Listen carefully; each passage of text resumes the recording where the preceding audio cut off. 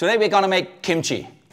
This is a very simple recipe, much like kraut. This is kind of the predecessor of kraut. It comes from originally China, and in Korea they have hundreds of varieties, but today we're gonna show you bao chu, which is probably the most common variety that you'll find. So we're gonna start with our Napa cabbage.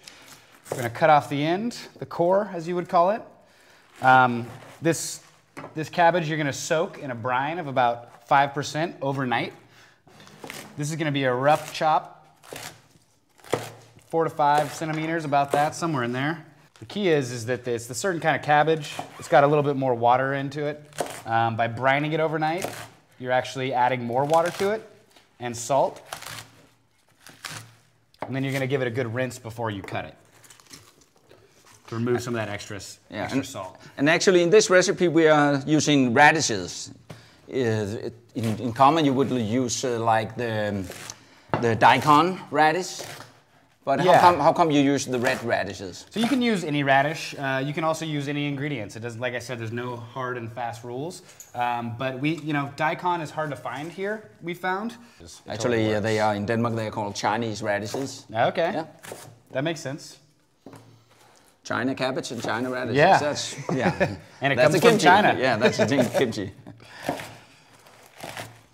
Yeah, so they've been making this and eating this, something similar to this in China for thousands of years. They think that it was actually brought from China by the Mongols, Genghis Khan, to Europe, and that's kind of where sauerkraut came from. So I equate them as two sides of the same coin. Kraut and kimchi, they're very similar. So we have all of our Napa cabbage in the bowl. We're gonna shred the carrots.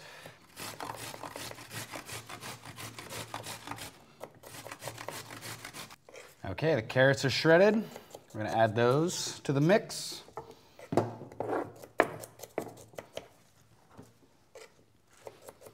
This recipe is gonna be in the book, so you'll have all the exact ingredients. We've pre-weighed out all of our ingredients here. So Soren's got the radishes done. The big difference between kraut and kimchi is this right here. This is the paste. We made this beforehand. As you can see, it's got chunks of seaweed in it. This is essentially it's ginger, garlic, chili paste, paprika. I like to add a little bit of apple juice to add a little extra sugar for the microbes. I'm gonna dump that in there. We're gonna add our salt. And as you can see, Soren's putting on his gloves. This is an important thing to remember when you're working with chili. Some people are more sensitive than others, but you can get some bright red hands if you don't wear gloves. So you really want to massage it. Your hands will get a little tired. It takes about 5 to 10 minutes to make this transformation, but you'll see the cabbage begin to release its juices.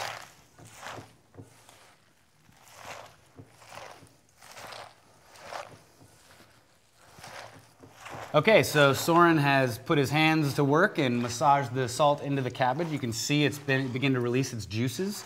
This is really critical. We're gonna now put it in the jar. You can see it's dripping liquid. This is really important. So you want to get this in the jar and submerged underneath its brine. You'll see how we do that shortly. The paste you need the right amount of brine to get out of the cabbage. Yeah, the salt is really the key element, getting the right amount of salt to the amount of vegetables. You always want to work with weights. You weigh your salt, you weigh your vegetables. And the jar needs to be full. Yes. Not 2/3 full. Yeah, full. so give it a mash down. So as we smash it down, it's gonna actually submerge underneath its own brine that was created by the cabbage. There's no added liquid. It's simply cabbage and all the liquid inside. We're gonna take a couple extra cabbage leaves. I'm gonna put that on top. Might need another one. To press it down, yeah? Yeah, so when we close the lid, this is gonna apply downward pressure on the ferment. And what that's gonna do is it's gonna force everything underneath the level of the brine.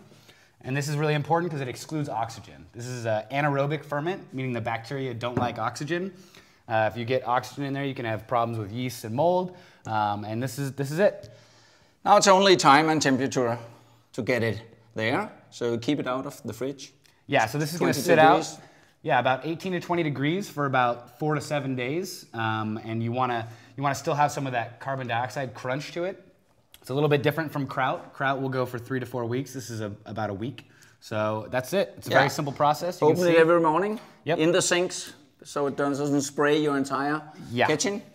Yeah, and let it stay there for 18, 20 degrees for 5, 7 days. And that's it. There's how you make kimchi. Put it in the fridge. And then you have the most spicy vegetable thing for your rice meals, etc. Like an everyday way to spice your meals up. It's a great condiment. We love to cook with it. We love adding it to rice with some poached eggs. It's so simple, so elegant.